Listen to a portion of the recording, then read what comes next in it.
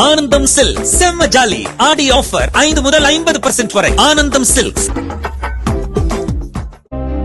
இந்திய வம்சாவளியைச் சேர்ந்தவர் விண்வெளி வீராங்கனை சுனிதா வில்லியம்ஸ்.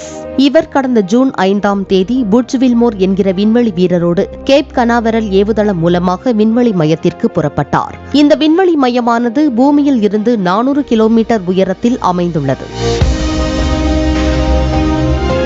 ஜூன் 7ஆம் தேதி இருவரும் விண்வெளியை சென்றடைந்தனர்.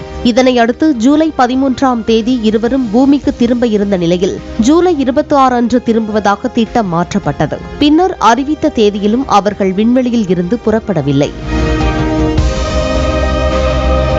சுனிதா வில்லியம்ஸும் புட்ஜ் வில்மோரும் 52 நாட்களுக்கு மேலாக விண்வெளியில் தங்கி வருகின்றனர். தற்போதுள்ள நிலைமையில் அவர்கள் வருவது அவ்வளவு சிரமமில்லை எனவும், இல்லையென்றால் மற்றொரு விண்கலன் அனுப்பி அவர்களை கொண்டுவர வேண்டும் எனவும் முன்னாள் இஸ்ரோ தலைவர் மயில்சாமி அண்ணாதுரை தெரிவித்துள்ளார். மேலும் இது குறித்து பேசிய நாசா தொழில்நுட்ப பணிகளை மேற்கொண்டு வருவதாகவும், தற்போது தேதியை குறிப்பிட முடியாது எனவும் அறிவித்தது. இந்நிலையில் விண்கலத்தில் ஏற்பட்ட ஹீலியம் கசிவு சரி செய்யப்பட்டுள்ளதாகவும், இருவரும் ஆகஸ்ட் மாதத்தில் எப்போது வேண்டுமானாலும் பூமிக்கு வரலாம் என விண்வெளி நிறுவனமான போயிங் நிறுவனம் அறிவித்துள்ளது. ஆனந்தம் சில்க் செம்ம ஜாலி ஆடி ஆஃபர் 5 முதல் 50% வரை. ஆனந்தம் சில்க்ஸ்.